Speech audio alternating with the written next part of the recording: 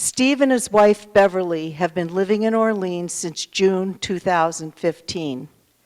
Prior to retirement, Steve worked as an academic librarian and administrator for over 40 years, first at MIT, then Stanford, and then back at MIT before retiring in 2015. He is also a graduate of MIT and received his master's degree in library science from Simmons College. He has previously served on the board of directors of the Orleans Conservation Trust and radio station WOMR. For the past 6 years, he has been a trustee of Snow Library. He and his lovely wife, Bev, right there, enjoy hiking, biking, kayaking, reading, art, traveling, and their cat, Harper. And afterward, you can go up to Bev and ask her what Harper's real name is. But for now, we'll say Harper. Anyway, with that, Steve, it's all yours.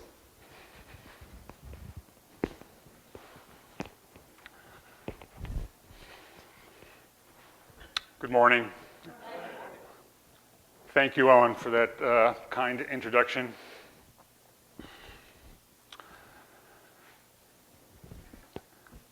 I'd like to thank Carol Cunahan and the rest of Ellen's Lifetime Learning team for giving me this opportunity to talk with you. Also Tim Cunahan, who's on tech support today. Also Tracy Sally and all the Friends of Snow Library for their ongoing support for Snow Library. So as you might guess, I love libraries. I believe they are among the most enduring and important cultural institutions that our civilization has created.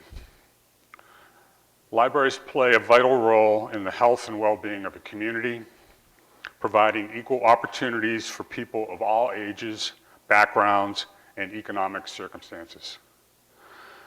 Whether the information is found in a printed book, an online information source, an audio, a video, photos, archival material, the library is the institution that supports and helps any one of us and our neighbors in finding the information we need, whether it be trying to find a job, research for school, how-to manuals for work and hobbies, or just plain recreational activities.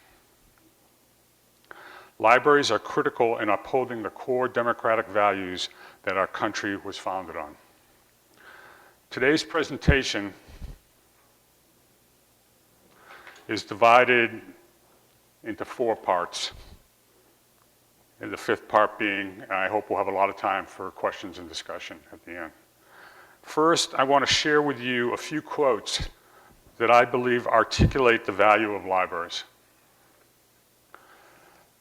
Secondly, I'll provide you with an extremely brief history of public libraries in America and Snow Library in particular.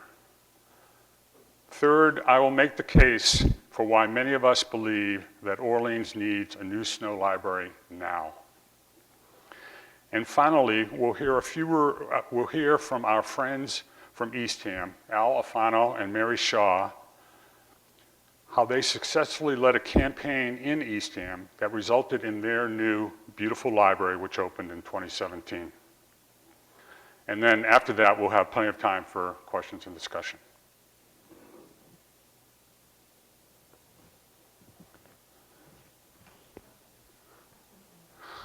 So I found this site, and I'll show you the citation in a few slides, that it just, I think, kind of capture the joy and the beauty of libraries. I've always imagined that paradise will be a kind of library. The only thing that you absolutely have to know is the location of the library. When in doubt, go to the library.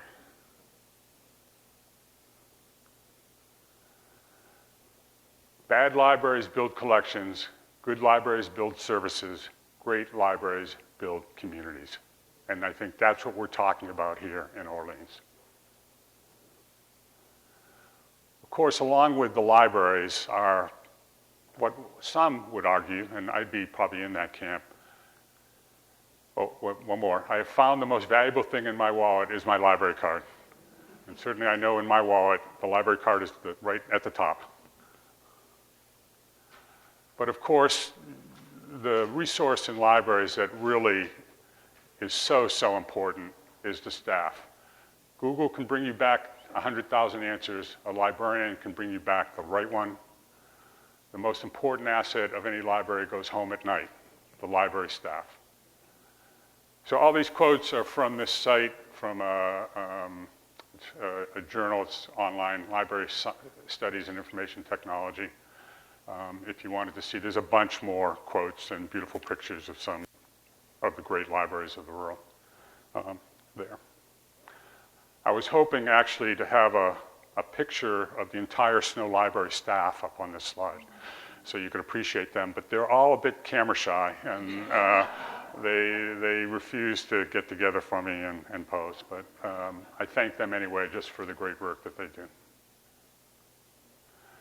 So a very quick history of public libraries in America. So in the 18th and 19th centuries, there was a tradition of what were termed social libraries that were supported by groups who paid a membership, which allowed them to buy materials, they'd get together and they would talk about books or articles and discuss things.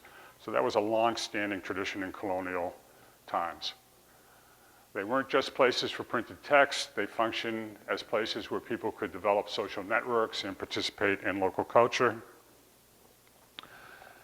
The very first tax-supported public library was in Peterborough, New Hampshire. They voted in 1833 to do that. Here you see a picture of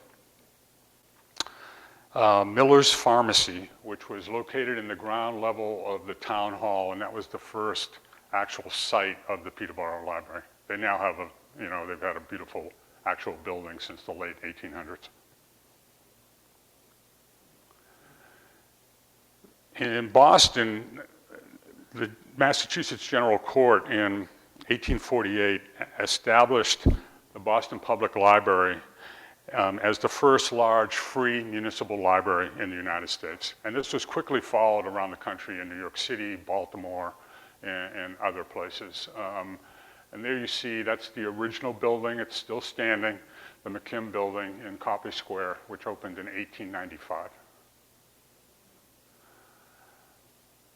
In the 19th century, probably the two people I think who had the most influence on the development of public libraries, or maybe libraries in general, were Melville Dewey, famous for the Dewey Decimal Classification. He's also the person who was one of the original founders of the American Library Association.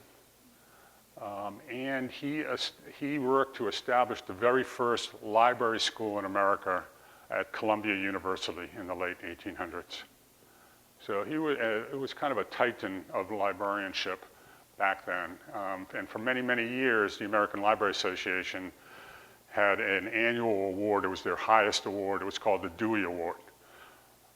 That changed, though, in 2019 as more of his history emerged. It turns out Dewey, unfortunately, was a bit of a bigot. He was an anti-Semite. He also was known for sexual harassment. So, right, there you go. So in 2019, ALA voted to change the name of that award, and it's no longer called the Dewey Award. Below him is Andrew Carnegie. Now, I think you probably all know who Andrew Carnegie was. He was a great steel magnate, one of the great industrialists of the late 19th century, early 20th century, made a huge fortune in steel. But he had a tremendous philanthropic part of his career. And Carnegie originally was born in Scotland. His family emigrated to the States. They lived in Pennsylvania in the mid-1800s. And the picture you see there, it's the Carnegie Library in Braddock, Pennsylvania. This was the very first Carnegie Library that was built in America. Carnegie gave a series of gifts throughout the English-speaking world that helped build over 2,500 public libraries, of which over about 1,600 of them were in the United States. This was the very first one built in Braddock, Pennsylvania, which happened to be the site of his first steel plant as well. At the time, Braddock had a population of about 8,500 people. This building looks like quite a monument, right? It contained, this was the library, 2 bowling alleys, 8 billiard tables, a gymnasium and swimming pool, 21 bathtubs, 12 showers, a game room for checkers and chess, and an auditorium that seated 1,000 with the cushioned opera chairs and an organ. So this commitment that providing community space carried over to most of the Carnegie libraries that were built across the world.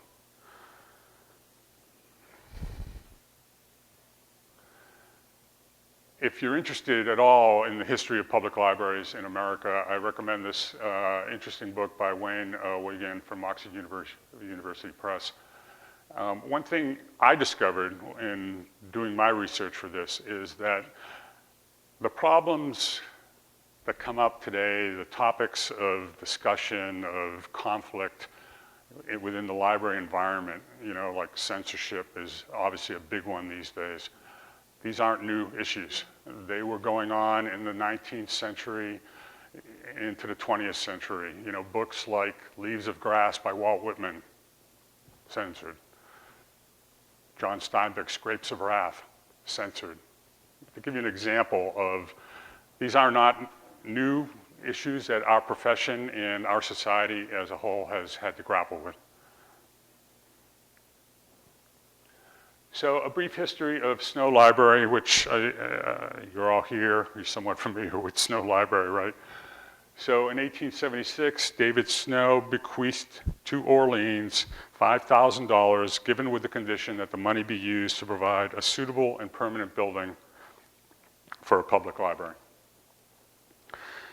1877, the town voted to build Snow Library. The original library was built at the site, that little triangle where they're now working to try to set up a memorial park between Route 28 and Main Street there, right at that little corner just across the way. Here's a picture of that library on the left from the Cummings collection here in Snow Library. It was designed by Boston architectural firm Cabot and Chandler. A Victorian architecture with the exterior built of stone and brick, and it stood for 75 years. And here you see a nice picture of it from a little different vantage point that was part of a postcard that were issued in the early 1900s. This is one of the original catalogs of Snow Library. This is dated 1878, I believe. You can see just a simple alphabetical list by title of all the books in the library. Then in a major event in the town in February of 1952, there was a very big blizzard. And during the blizzard that night, from what they believe was a defective oil heater, a fire occurred and destroyed the entire building and everything in it.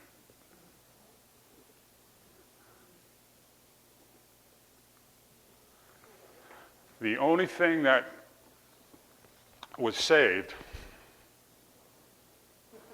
were the books that were out on circulation. And so here you see, you know, what became the new catalog of all the books that happened to be out.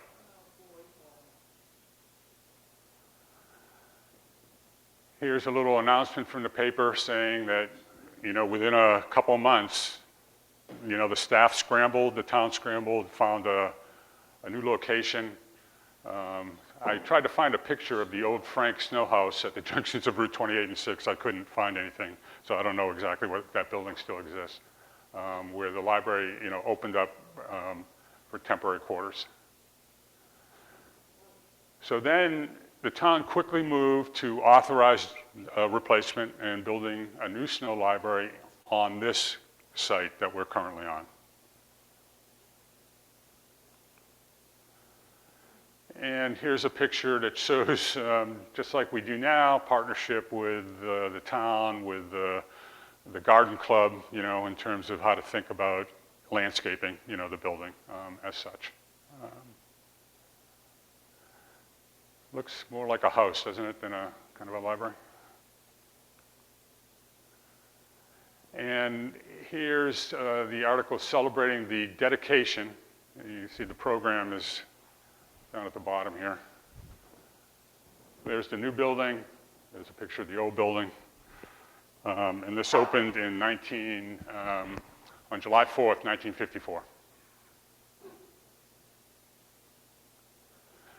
In 1977, on what was about 100 years from the foundation of Snow Library, there was a slight addition to the library. I wasn't able to find any documentation as to just exactly what was added or what it looked like in terms of the addition.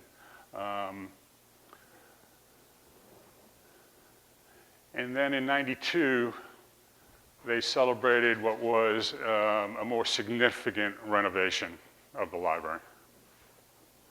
And I don't know if some of you will maybe recognize this gentleman here. That's Billy Bulger, Whitey Bulger's brother. Billy Bulger, a famous politician in Massachusetts, ran the Senate for many years. He was also the chancellor of the UMass system for many years after that.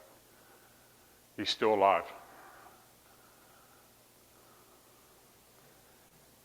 And these are the floor plans for the '92 renovation. So it might look a little familiar because this is the building as it is right now.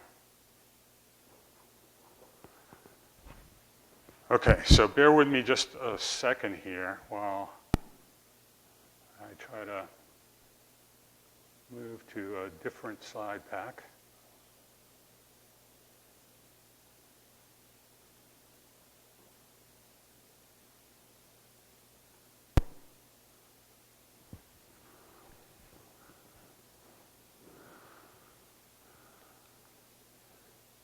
Okay, so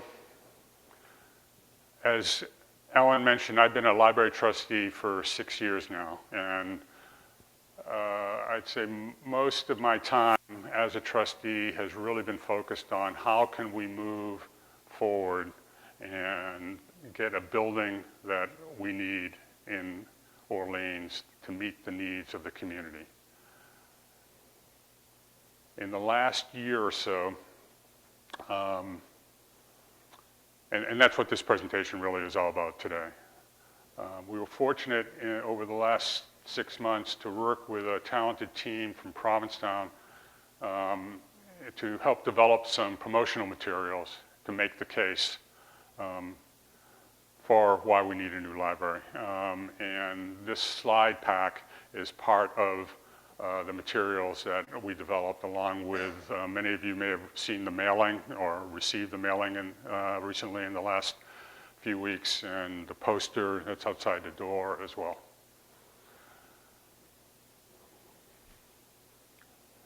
So this was a joint effort among the trustees, working with the staff and the Friends. So we believe there's an urgent need for a new facility. This building has reached the end of its useful life from a structural standpoint and a system standpoint, but it's also too small to really meet adequately the needs that are placed on it. A year ago, the trustees, working with Tavi and many others, developed a new 5-year strategic plan. Out of that plan, we developed the vision, Snow Libraries for Everyone, a hub of imagination that sparks learning, creativity, and joy, and its mission. We provide the community connection to ideas, inspiration, and engagement with others. And despite the challenges in the building, the staff do a great job, working with all of us and all the volunteers to make this a wonderful place. I don't know if any of you remember the type-in, but it's an example of just a great kind of collaboration using multimedia, actual typewriters being showcased. This is a live link, on the slide pack. This slide pack is available, I'll show you at the end of the presentation, on the webpage, on the Snow Library webpage. If you go to Building Our Future, you can go to the slide pack and you can click on the links as such. So you all know this is a busy building. It is the most visited public building in Orleans. We have almost 7,000 library card holders, of which close to 4,000 are Orleans residents. A large number of programs, many of them developed by the great Lifetime Learning Group, here. Current building is 16,568 square feet. And as you know, in the summer, things really balloon, and we kind of triple in size in terms of the population we hold, and the activity here grows enormously as well.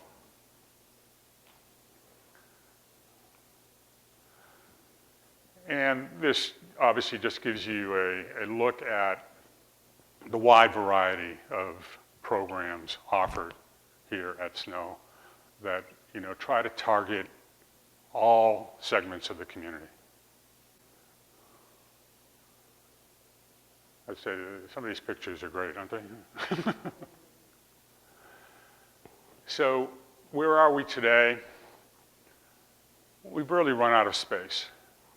We don't have enough room for existing programs to flourish, and the building is rapidly reaching the end of its expected life. And it lacks some critical things. We have no fire suppression in this building. I don't know if you ever noticed, there's no sprinklers in this building. That's a violation of the safety code, but because the building was built in 1992, 94, whatever, the code back then allowed for it. We have inadequate access for those with disabilities. The systems are failing. The roof is going to need replacement soon. Parking is a little dodgy, as you all know, at times. And the systems are just old. This is, think about it, 1992. It's been, what, 30 years now? And we don't have enough space for the current collection. Tavi and his staff are always, working magic to try to make sure weeding and discarding to try to deal with the limitations they have on the physical items in the collection. The children's room is woefully small. And same with the study and meeting spaces for teens and adults. There just aren't enough of them. The way the building was built and added onto, it was done piecemeal, so it's not a holistic approach to the building. There's no zoning as far as it comes to like sound control and things. That's why, kids are playing in the children's room and you're hearing it over, in the reference area and, in the journal area as such. And we know Lifetime Learning needs more room to really be able to deal with the challenges they have in terms of the great attendance, and also to be able to, you could imagine having programs simultaneous even, right? If we had the adequate facilities. And the storage, we don't have archival storage. So the archival collections we have currently are just sitting in the same environment as we all are, and we know how that fluctuates depending on the weather. So a common question is, why can't we just fix what's there? One significant challenge associated with that is that there is a requirement, a law in the state that says if you make repairs or renovations to a building that equals 30% or more of the actual value, the assessed value of the building over a 2-year period, then you have to bring the building up to all the appropriate access and safety codes. So we know that we're going to need a new roof. Ron Collins, who some of you may know, is our facilities manager here, who we've worked with for many years. He estimates that the cost of a new roof is going to be on the order of $500,000 for this building. The assessed value of the building is about $1.6 million. So that alone would trigger the state law and require that we put in a sprinkler system, that we provide the right handicap kind of access. Doing all those kinds of repairs to the building or fixes to the building would actually shrink the available space in the building, if you can imagine that. It wouldn't add any useful program space. It would just address what are these safety and accessibility needs. Also, we think we're lucky in that the timing, we believe we're in sync with timing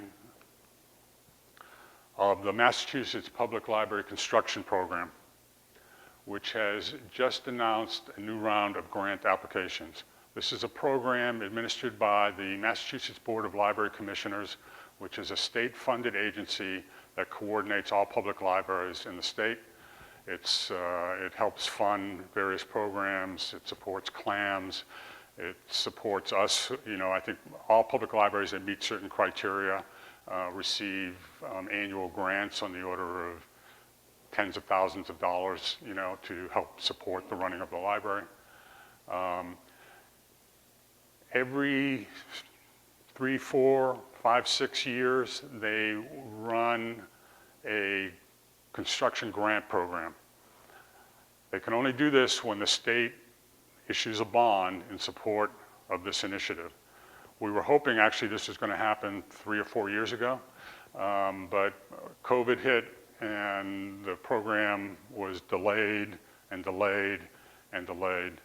And now they finally announced a new round, which just opened up. We have filed a letter of intent to file an application. The application, all the materials associated with it aren't due until next May. So we're gearing up to be able to compete for one of these grants. And I say compete because it is a competition. It's a very popular program. We're anticipating there's going to be probably on the order of 40 or more applications. And we know, based on the available money they expect to have, they're only going to be able to support or grant maybe 10 grants total. These grants, if you're successful, the grants typically will cover 30 to 40% of the design of what's considered the eligible design and construction costs. So we're gearing up to compete for one of these grants. What are we envisioning? So we've spent quite a bit of time in the 6 years I've been on the trustees looking at what the library needs. And most recently, we just completed a new, what's called a program document. And a program document is what an architect would use essentially to design the building. The program document lays out a whole lot of background about the community and the library, et cetera. But then it goes into great detail, area by area, how many square feet you need for these particular functions.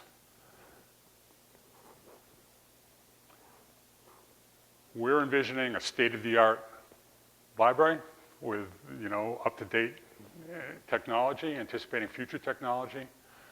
quiet reading and workspaces for adults, study spaces, group study spaces for teens and adults, a separate children's room, proper safe storage for archives, multiple rooms for wider community use, adequate space for collections, lots of natural light, and a green, energy-efficient building. So this is a collection of some quotes we gathered when we did the strategic planning effort a year ago about, what people think about Snow Library. And generally speaking, they think great things about this library because of what happens here, because of the people here. And I think that middle quote kind of sums it up for me. In truth, this library is our Orleans Community Center. As our community and needs grow, Snow Library must grow with it. So again, libraries have been with us for millennia. They change, they adapt over time. One of the things we're looking for in a new Snow Library is not only all those programmatic areas, but also a very flexible design so that as times change, as needs change, you can adapt the space to those changing needs.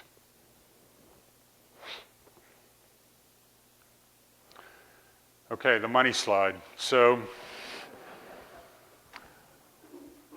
now these numbers, I've noticed, I don't know if any of you have looked at our town warrant, which has recently come out.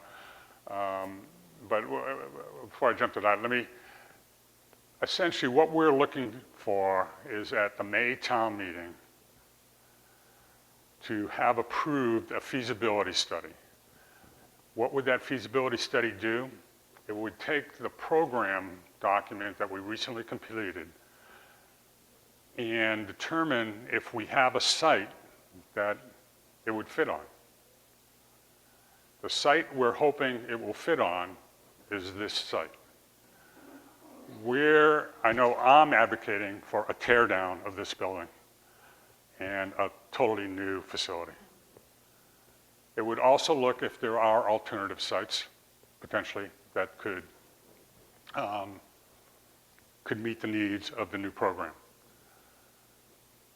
When I did this slide, I came up with the content for this slide back in January.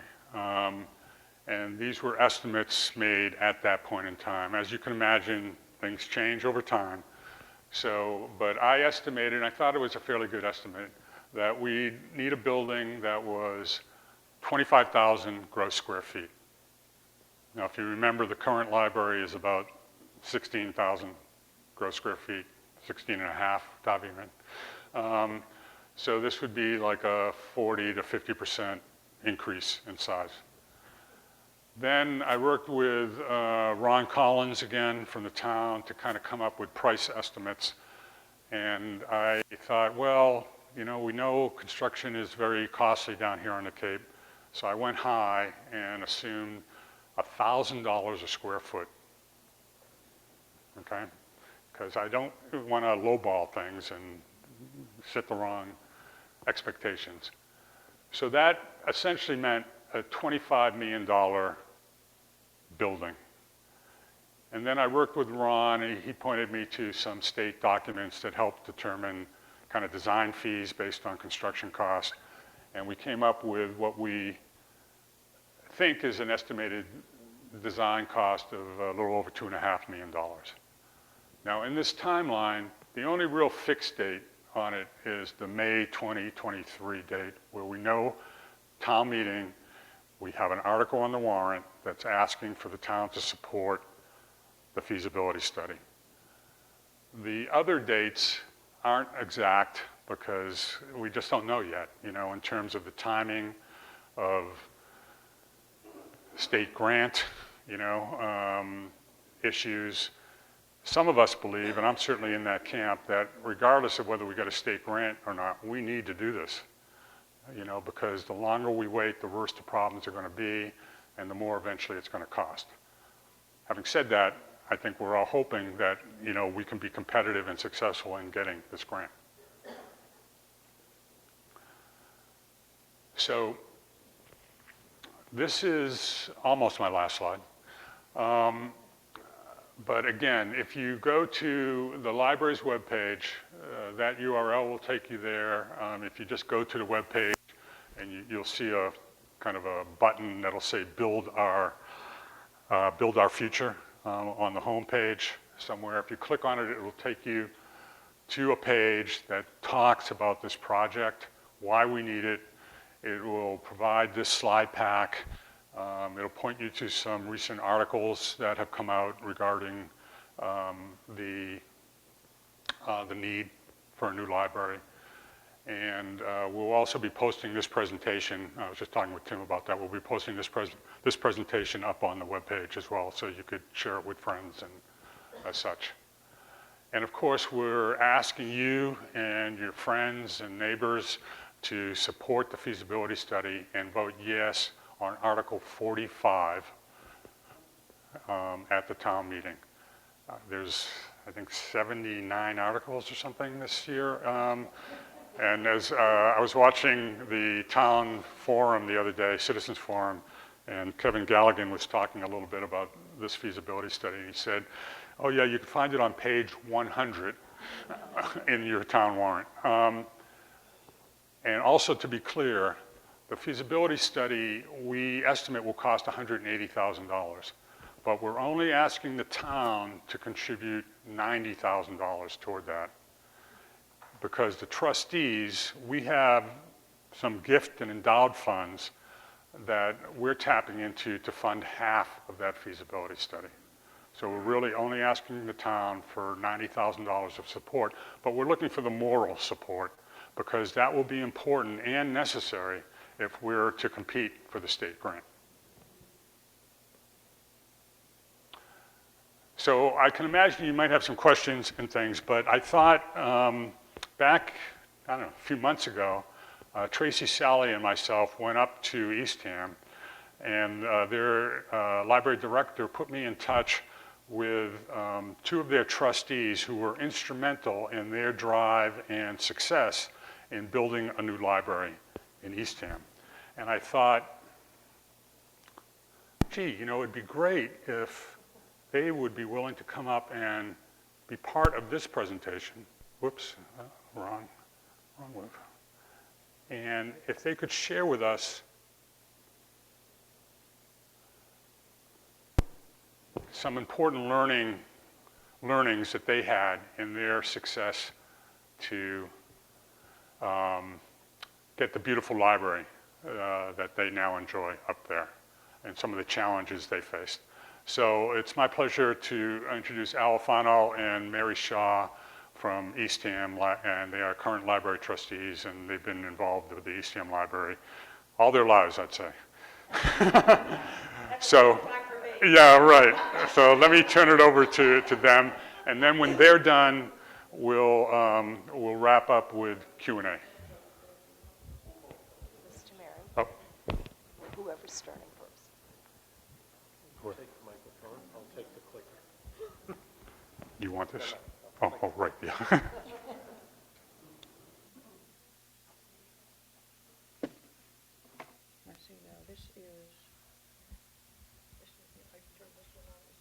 think the switch is on the bottom. I'm sorry? Just put I it think I already put you on. Oh, you put me on.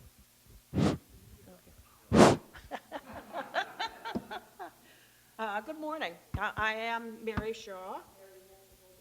I'm Mary Shaw, and I'm going to introduce my cohort, Al Alfano. Al has been involved with the Eastham Public Library for 20-plus years. He began in the involvement with the Friends of the Eastham Public Library, and he served as the chair of the Eastham Public Library Friends for many years. From there, he went on to become chair of the Eastham Library Building Fund, Inc. We call it LBIFI. That's not my favorite word, but that's what ended up being called. And he served as chair of the LBIFI. It's a 501c3 that we used to raise funds for the building of the new library. And in 2017, he ran to become a trustee. and he is now a trustee on the Board of Trustees and is currently our chair. So I'm going to turn it over to Al for a minute. Thank you, Mary. And I'm going to take a moment to introduce Mary. The beginning of our bio is very similar.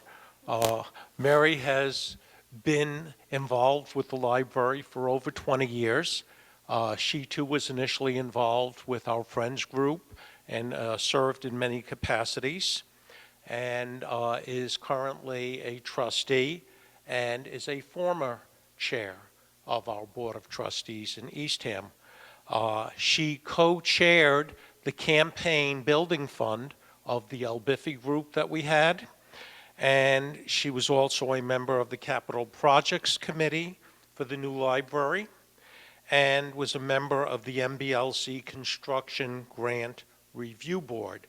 The MBLC, the Massachusetts Board of Library Commissioners, is the agency that you would be applying to for your design and construction grant, and she formerly sat on that board to review the grant applications that came in. So she is knowledgeable in that area. Let me just tell you a little bit about what we are going to do today. Our timeline spanned from 2005 to 2020.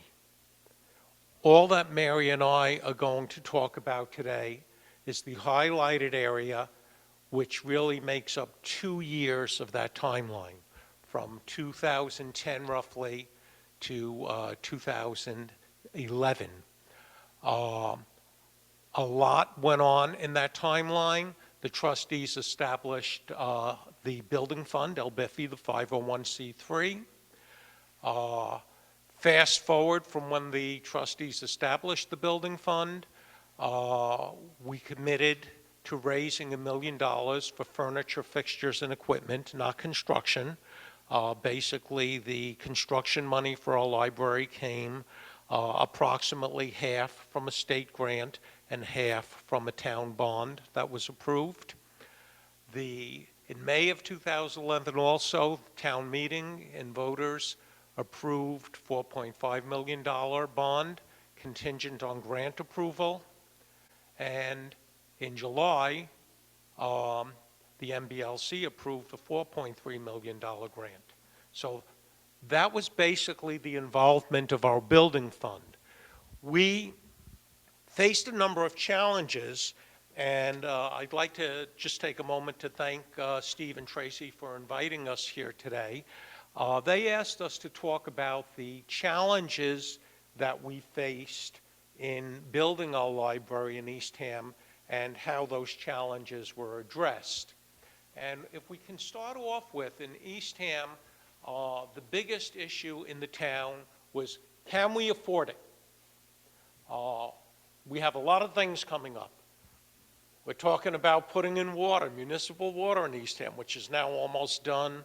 We're going to have to look at wastewater. We're going to have to look at conservation, our ponds, our freshwater ponds, et cetera. Can we afford a new library at this time? Can the project be completed within the budget? Our library project came on the heels of the Eastham elementary school renovation. Increase after increase after increase. Every time they opened a wall, they found a new problem. Big concern. If the grant application is turned down, are we going to be on the hook for the whole cost of the library? Well, we addressed that when we went to town meeting by making our article contingent on the approval of the grant. So that people didn't have to worry, you know, you're asking us for 50 cents and it's going to cost us $1. No, we're asking you for half the cost. If the grant gets turned down, well, unfortunately, we're back to square one, but we're not going to stick you with the cost. We had a town administrator at the time. She wasn't against building a new library. She was sort of neutral, lukewarm, I think wanted to see where the community was. But initially, we got her on board when she saw the response of people at town meeting, where they were enthusiastically supportive of the proposal. And when we went into that, we weren't sure that that was going to be the case. And then another challenge that we faced was the concern of the neighbors. We're basically, if you know where the Eastham Library is, we're on a beautiful pond on Samoset Road. We are a non-conforming use in a residential area. That's actually a residential area. So we retained that. We were grandfathered on that, but we had a lot of concerns from neighbors regarding size, lighting, parking, environmental issues, et cetera. So these are some of the challenges. Mary will speak to some additional challenges. So, as Al has talked, we proceeded to put in our request for monies from the MBLC. And it's a long process. As Al said, I have been involved with the last construction grant review program. And they take all of the requests and they put them into little categories of teams. And I was on a team of 7 that reviewed 7 libraries. And there are other teams of 7 that reviewed the other libraries that came in for monies. And it's a very lengthy process. And at the end, for us, back in the day when we requested our monies, we came in 13 out of 15 on the wait list. We didn't get the first amount of monies, and we were, as I said, 13 out of 15, and we were devastated. And at that time, we had 3 members of the Board of Trustees. That the trustees had three members, and we asked to meet with the MBLC to see what the story was and why we had ended up literally at the bottom of the list. And we had that meeting, and as a result of that meeting, we formed a new capital projects committee, or a building committee, depending upon what you want to call it, and we proceeded to go through the process of RFPs, requests for proposals, for a new project manager. We proceeded after that to go through the RFP process for a new architectural firm, and we started almost from scratch. Although the MBLC had given us $4.3 million, that was based on the original request. And as I said, what we ended up with was a new project manager, a new architectural firm, and a building that is totally different from what we sent in to the MBLC for our first request. Now, as Al also said, the $4.5 million that the town passed at our town meeting for the bond clearly stated that we couldn't use any of that money until we got the money from the MBLC. So there we were. We couldn't use the 4.5. We didn't have the money from the state. What do we do? And the trustees, as Steve has said, you have some monies. The trustees have monies. We had some monies. And the trustees agreed to put forth $283,000, which was arrived at in order to proceed to go through the process and hire the project manager, go through the process and hire a new architectural firm. And that was a lengthy time period and lengthy whole process. So I just want you to be aware that what we ended up with and the library you see today was not the library that we sent in our first request. Has totally different from what we requested at the beginning of our process. So I'll let Al talk about the next process, next issue. One of the things before I go to the next slide that I found interesting, I leaned over to Mary while Steve was doing his presentation. Mary just told you that we scrapped our original plan for the library, the design, got a new architect and everything. I took a look at Steve's slide. Our new library had a huge silo in the front of it, very much like the Carnegie Library that was on your slide. And I don't know why they ever had a library with a huge silo in the front of it. It had nothing to do with Eastham. Okay, we talked a little bit about the challenges that we faced in building our library, and we met our challenges, And from our perspective, one of the most important things we did was retain a local consultant and grant writer. The original El Biffy group and trustees had hired a consultant, and when I took over as chair, I might say when we started fundraising, all the original people who were on the list, they were the officers of the building fund, they all bailed as soon as we started raising the money. But we got their consultant. I got boxes and boxes of folders for grants from across the country having nothing to do with libraries, and they were all totally irrelevant. We hired someone who was local, and she focused her grant application process, and we filed applications for about 13 or 14 grants and got about 5 or 6 of them. And that was instrumental, hiring a consultant. Reaching out to and including all the parties in town, and then creating the fundraising group El Biffy. That was originally created, as I said, by the trustees, but we were sort of reincarnated once the process actually began. I'm going to speak to our local consultant and grant writer, and I already talked about how she targeted information for grants. One of the first things that she did was said, we have to have a workshop. You know, you're a small group of people. You can't do this alone.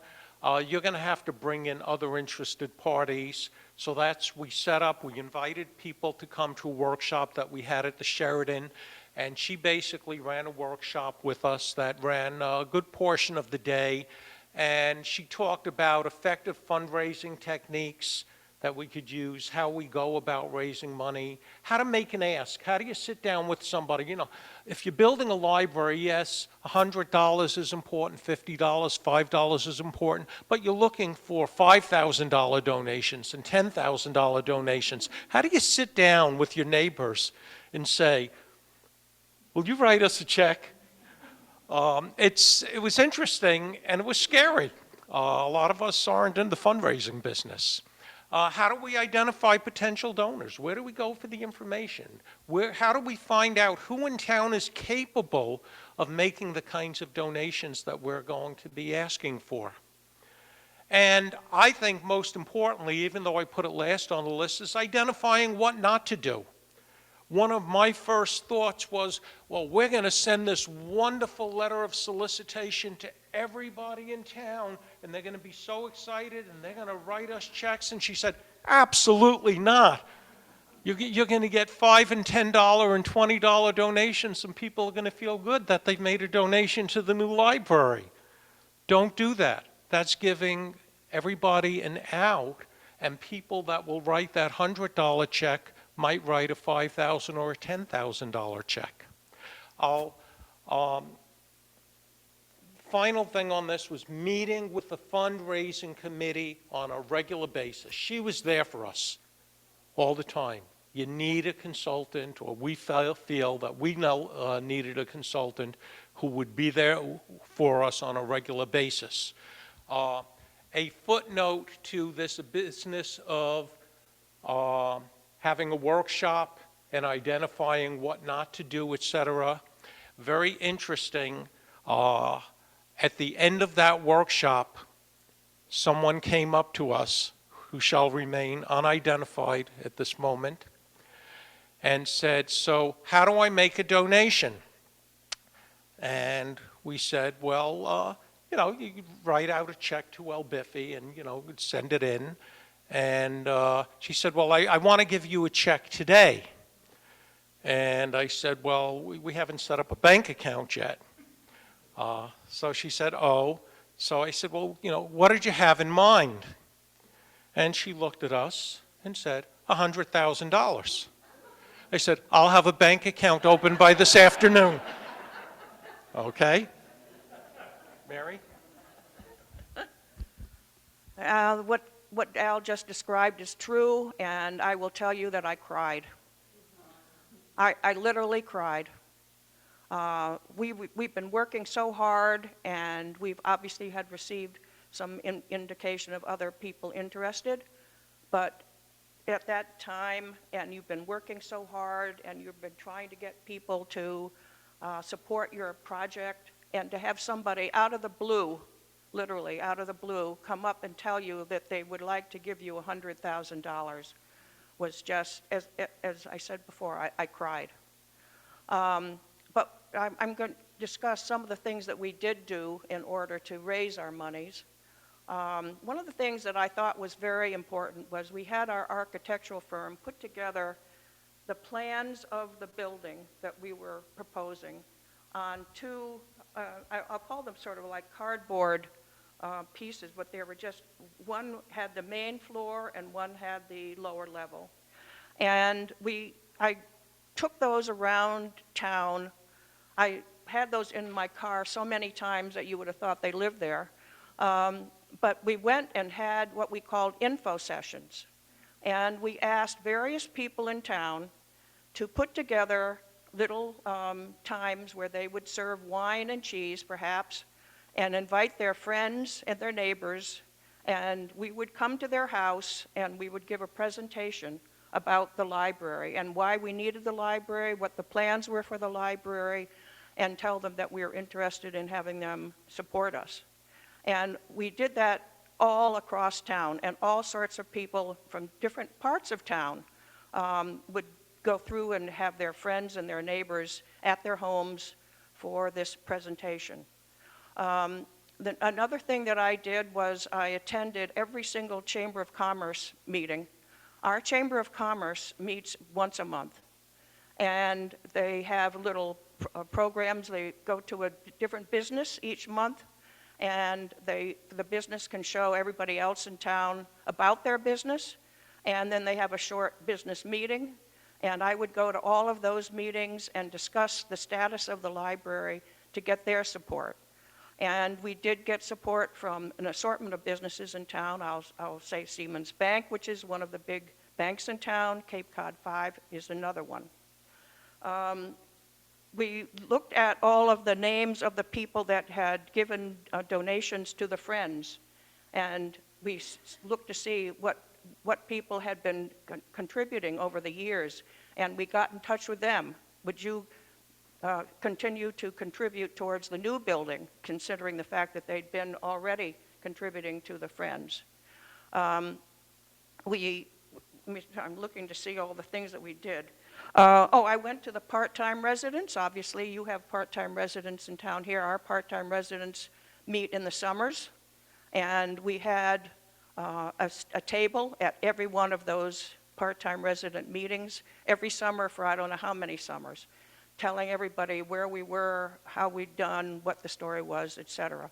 We had a tent that we took to every single type of event on the Windmill Green in Eastham.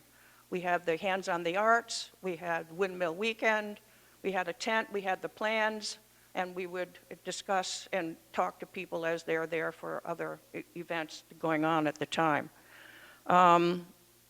We had, I'm trying to think, we had a little, like a FAQ, frequently asked questions, that we would be able to give to people to let them know what the stories were and why we wanted the new library. And the old library was about 8,000 square feet, and the new library is just about 18,000 square feet.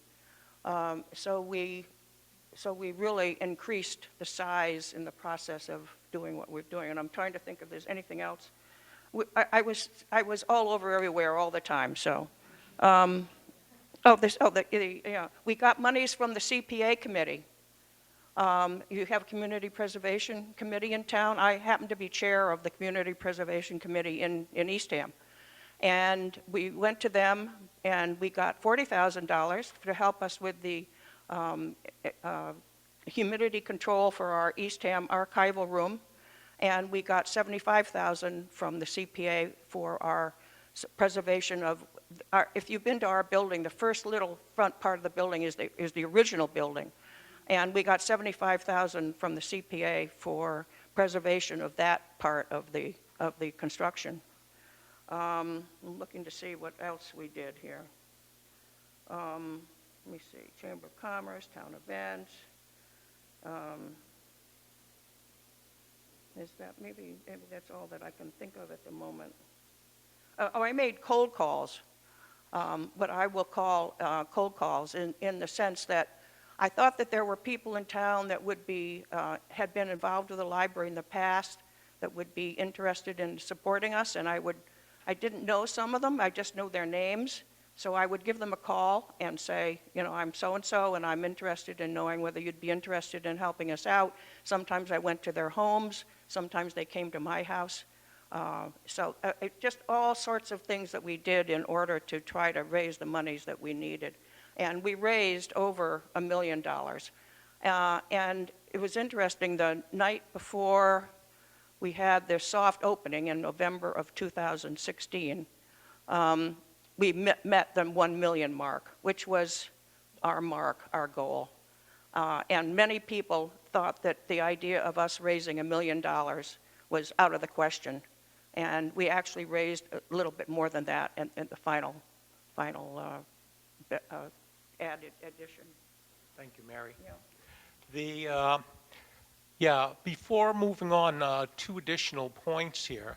One of the things we did was this information packet we're referencing, Build a Narrative. We put together a document where in our initial meetings we try to identify all the demographics in the town, all of the issues and questions that the various demographics would have. Then we developed responses and went over the responses, and we made sure that the responses were accurate. And then we ended up with a document that everybody in the group had, so that when people asked questions, they got consistent answers. They didn't get one answer from me and another answer from Mary.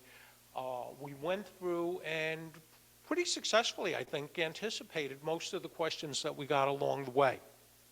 So that was very important. And another thing, our Albithi wasn't just the fundraising group. It originally was the PR group. So we developed all of the PR materials that we shared to reach out with the town, and then we sort of morphed into the fundraising part. But we started off as the public relations group that had nothing to do with raising money. And then we morphed into the fundraising group. Yes. Just one other thing that just came to my mind.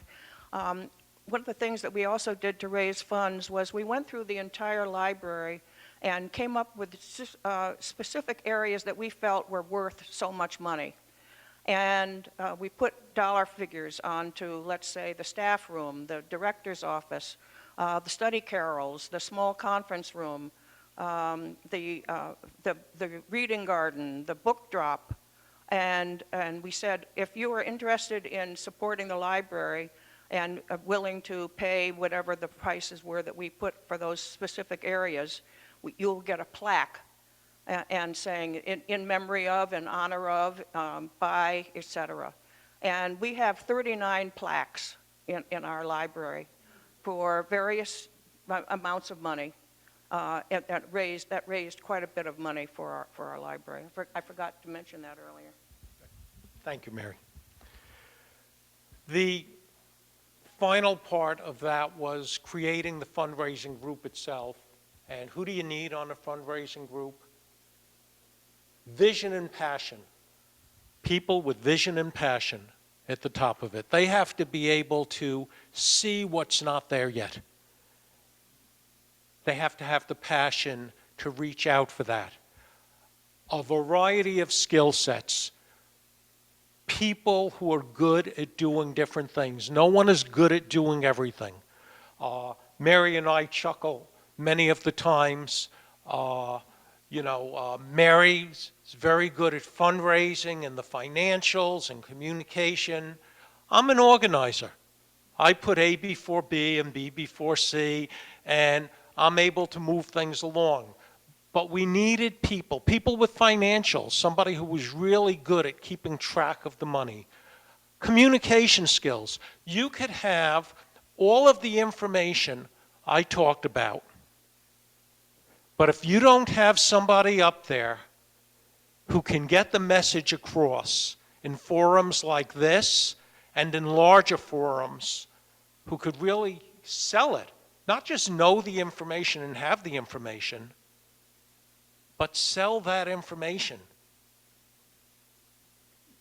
It's just people aren't going to hear it. You have to get the message out. So this is what we did when we created our fundraising group.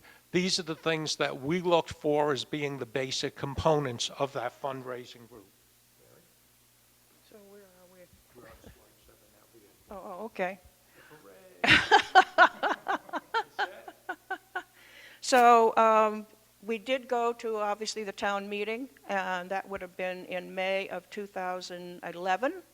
And we went in with bated breath because, as Al said earlier, there had been issues with the elementary school. And we weren't sure what was going to happen. But as we have on the screen here in the fireworks, we got 85% support from the town meeting. And then following that, 59% majority from the town election. So that was, I think that was a big booster. And because of that, and the fact that, as I mentioned earlier, we started the process with the RFPs for the OPM, the owner's project manager, and the architectural firm, I believe all of that prompted the MBLC, the Massachusetts Board of Library Commissioners, to then get in touch with us with a phone call. It was just a phone call one afternoon telling us that we were going to be receiving the $4.3 million from the state. And that's another day that was fireworks. Yeah, unbelievable. Well, again, thank you, Steve, for inviting us to do this little presentation this afternoon. We love our library, and when Steve wondered if we'd like to come talk about it, we said, sure. So, thank you, Steve. Why don't you hang on to this just in case things don't come up. So thanks to Al and Mary, that was great, and we really appreciate you taking the time to share with us the great work that you did. And there was one slide I wanted to show here that I missed, so let me just quickly see if I can get to it. If you haven't been to the Eastham Library, you should go. These are various pictures, both outside and inside shots, of what a beautiful facility it is. I was just up there this weekend for a little event they had where they had live music all day. And it's just a beautiful spot. It's a very inspiring spot. So with that, I'd like to see if there are any questions that people have. One thing I will mention as Al and Mary were talking,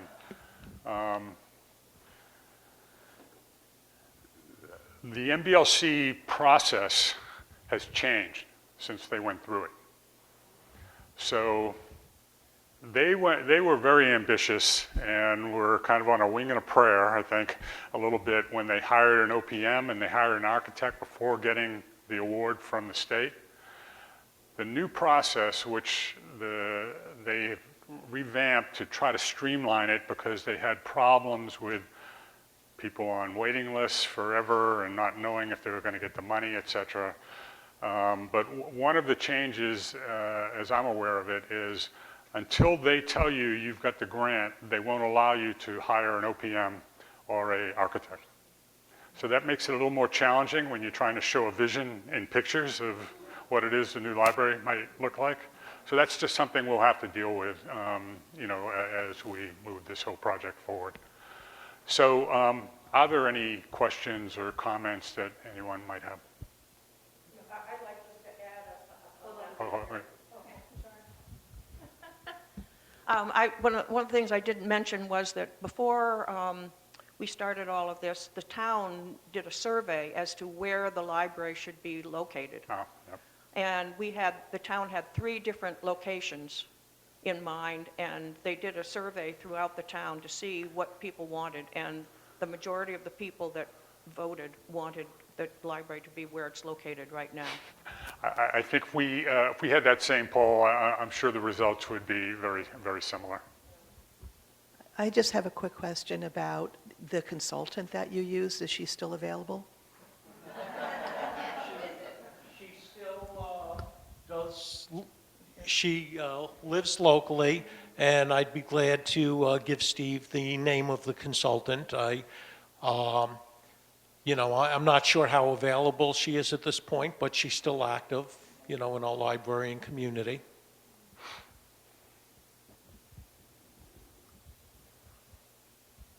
I think one more point that Eastham has is that you built a modern style, and it was kind of, you thought, oh my goodness, will this fit?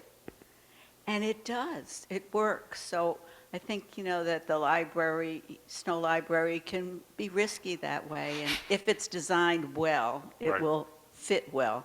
And certainly we're Eastham Library. I mean, you've got nothing but old style there on that street, and yet it fits. And inside it's warm and just a beautiful library. So I think we can take heart that we can let an architect do some design that might be shocking at first, but he can probably tone things down afterwards. But I think we have to be risky that way. Thank you. I have one more question. That the lot across from the parking area, we can't expand into that area. The town green is owned by the town. So if we were getting approval to use that as part of the site would involve a number of extra steps. Let me leave it at that. The site we're on now is owned by the trustees, so it's we have control to some degree over what happens on this site within the zoning restrictions, that for what's allowed as such. But the town green is managed by the town, so that would be a whole other negotiation and approval process. To go back to the architectural design of the library, when our architect was doing some presentations, potential designs, et cetera, one of the things that he said is if you're looking for a traditional old Cape Cod style building for your library, I'm not your guy. He was very clear about that. And he said he would design something that would be looking to the future, but would also have many of the components that would make the residents of Eastham comfortable with the design. A lot of wood siding, a lot of wood tones on the inside, retaining the historic building, and putting it right up front and center on the main road, maintaining the low profile of the building. From Samoset Road, the building looks like a single-story building. You can't even see the solar panels on the roof, but it drops down to double-story building.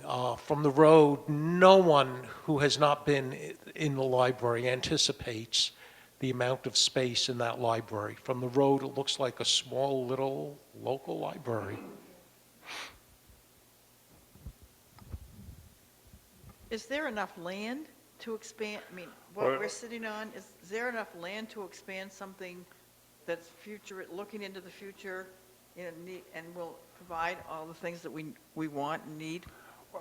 We hope so, and that's why we need to do a feasibility study. And part of that process will be, okay, we have a program document that says we need a building that's 24,000 square feet. This lot is almost 2 acres. Would you be able to design a building of that size that will, within the zoning requirements, that would fit? And we think that is possible, but until we really sit down with the professionals to examine it more closely, we won't know. That's why we need to do, one major reason we need to do a feasibility study. I think it's very wise of you to Oh, to use the approach of inclusive approach of a feasibility study. Do you have a sense of the two criteria you might use to identify successful feasibility study institutes? Well, we're assuming a positive vote in a couple of weeks. We've been working on a draft charge of a task force that would work with whoever we would hire as the consultant who has had library planning experience to then take a look at the site and the requirements associated with the program areas that we've outlined, along with parking issues and other issues that might come up, hazardous waste assessment, all sorts of basic things you would do with any kind of assessment of feasibility of, can a building of this size fit on this plot? If we can't use of the feasibility study and get everything that we want, do we have any other sites, or are we really stuck with this site and we have to use this site? That's a tough question that I think the process the state runs for the grant requires you to look at alternate sites. So again, as part of this feasibility study period, which I would hope kick off this summer and go through this next winter into the spring, we would work with the town officials, town planner, et cetera, to look at sites. I think many of you who have followed town politics and like issues around the community center or the fire department know that available sites, there are not a lot of available sites. So it's a challenge. That's why we're working hard. That's why we think and we hope that this site will be suitable because it's a great location. It's a great site. The proximity to the school system, proximity to downtown. I think the vast majority of people who, when we were talking and getting input for the strategic plan, were all about make sure the library stays here. So if it can't stay here, well, obviously we'll be challenged to find another site that could work. So. And one other thing, in the feasibility study, do you have a room about this size or larger? We do need a meeting Well, room. in the new program, yes, one of the this room, which now houses 90 people, Tavi, is that 100? The new program is asking for a room of this size that could hold 150 people. Although we're thinking we could split the room as necessary, divide it in two depending on the program. Thank you. Should be right Hold on there. just a second.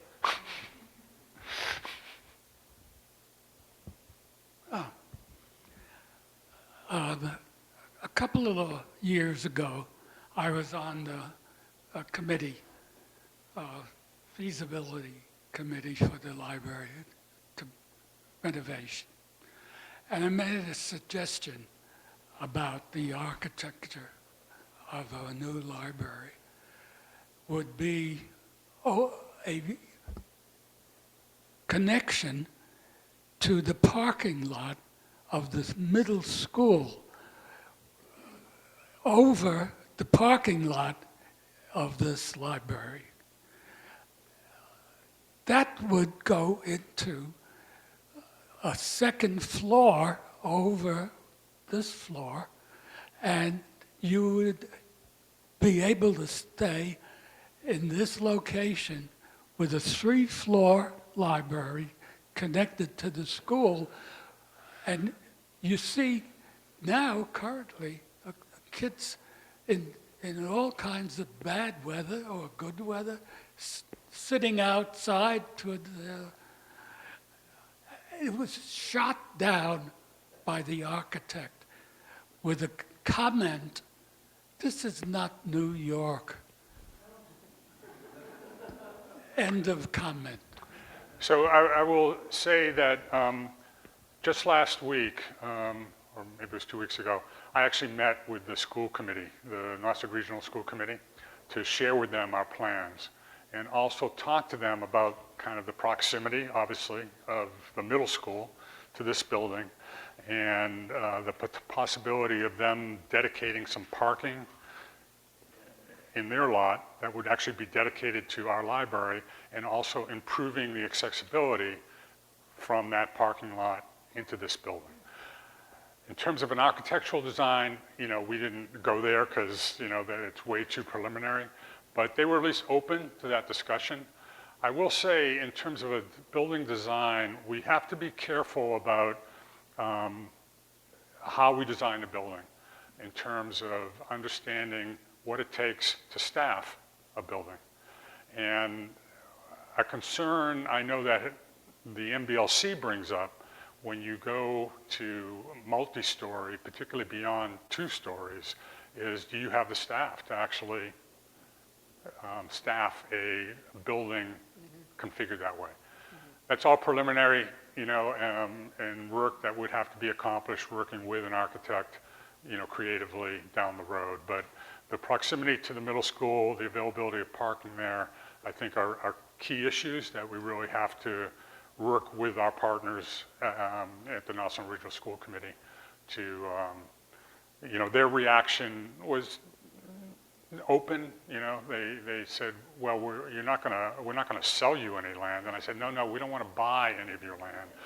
What we would like to do is create like maybe a memorandum of understanding that, I've gone through that lot at all times of the day, all times of the year, and that part of the lot is never busy, unless they have an event in the auditorium there.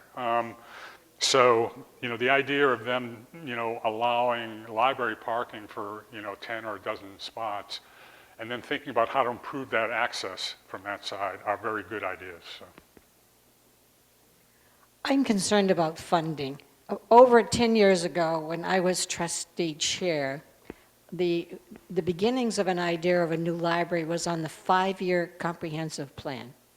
And then we got bumped because of the police station. So now we have a fire station still in the works. Yep. It's not funded yet. And also the second phase of the sewering. So I'm wondering how much the town is willing to tax its folks. Sure, and you're not alone in that concern, right, in terms of the funding aspect of it and how it gets funded. So all I know is we've tried to be realistic in terms of coming up with cost projections on this project and the reasons why we need to do it, and as I said earlier, that if we don't do anything, I mean, from your previous work, we're long overdue in really revitalizing this site, this facility. And the problems are only going to get worse over time, causing us to do Band-Aid spending, so to speak, that are only going to result in additional costs down the line. So, but yes, we have that same fear running up against these other projects. And, if you look at the new warrant that has come out, and in there, in the detail, is the new 5-year capital improvement plan, right? So it's got listed in the same years, both our project and the fire station, and, that, will it happen like that? I don't know, because the fire station doesn't have a site yet. So, these documents always get moved. We've had markers in the document, for money for a design study that we kept moving back every year, in the 5-year plan, because the timing wasn't right, the state wasn't ready, et cetera. We had a new roof, in the plan that we were supposedly going to fund a year ago. And then I went to the select board and made the pitch for the new library, and they decided that made more sense than spending $500,000 on a new roof and then having to do all this retrofit for safety and things. So it's complicated. I know what I believe is the right thing to do, but, and I'm doing my best to convince my fellow citizens to work with me to support this. So. Steve, I've got a couple of questions from Zoom. Oh, yep. First question, how many pool tables are you going to have? And as a follow-on to that question was really, what other activities are you thinking about incorporating into the building that might fall outside the normal library footprint? Well, I'm trying to think they're pretty innovative now in terms of what they do in the facility now, despite the space limitations. But again, we're looking to design a building that is very flexible so that things we can't think about now could be incorporated in terms of being able to be programmed in the new building. And I'm trying to think of, something,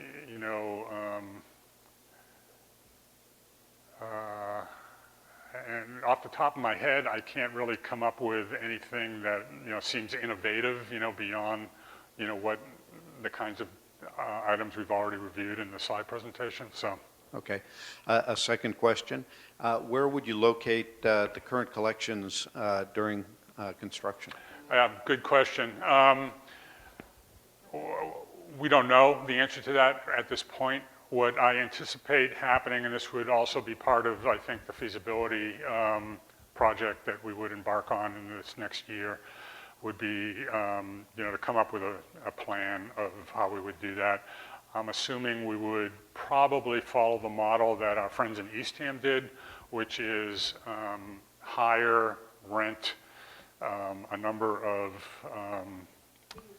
yes, thank you, trailers, and potentially, I know one site that I've imagined that could be situated would be right opposite the town hall, where they have the annex across the street. There's that spot there near the Cultural and Historical Council Center as a possibility. I know myself and Joan Francolini, who's the chair of the trustees, we went up to the Nassau Regional High School to take a look at their trailer park up there, which is amazing. It's enormous. It's like 30,000 square feet or something. Yeah, right. I don't think we'd be doing anything quite so extravagant ourselves, but we just wanted to see what we might learn from that.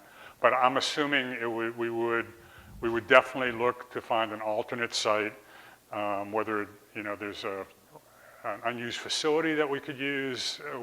I don't know, or whether we be hiring trailers and locating it that way.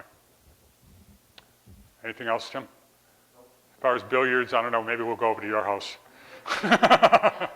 Hi, Steve, thank you for this excellent presentation. You've obviously thought of many, many things and put together a beautiful brochure for the town to review. Who are the people on your team currently, and how do you get people to volunteer? What is the process for volunteering? Well, the current team, I would say is, the library trustees who, do you want me to reel off all 6 names? There are 7 of us trustees. I'm about to actually cycle off as a trustee because, as many of you know, trustees, we run for election, you vote for us. So some of you have maybe voted for me in the past, but we're term limited, 2 3-year terms. So I'm reaching the end of my 2nd term, so I'm actually coming off. The Friends is a great way to get involved in terms of, because they're certainly going to be involved in helping us move this all forward. If we are successful in getting the article passed at town meeting, there will be a task force put together to work on the feasibility study. And typically, and I'm assuming that will be the case for this group, that's people volunteer from the town, and you get interviewed by, I think this will be jointly overseen by both the select board and the trustees. So you'd be interviewed and then selected to be potentially on on that task force as well. But as Al and Mary, I think, outlined, one of the big things we're going to have to make some decisions on and really get moving on, assuming a positive vote in May, will be how to organize our private fundraising. Private fundraising is going to be a very important component of this. I think, these guys did a great job raising 10% of the necessary funds for the building.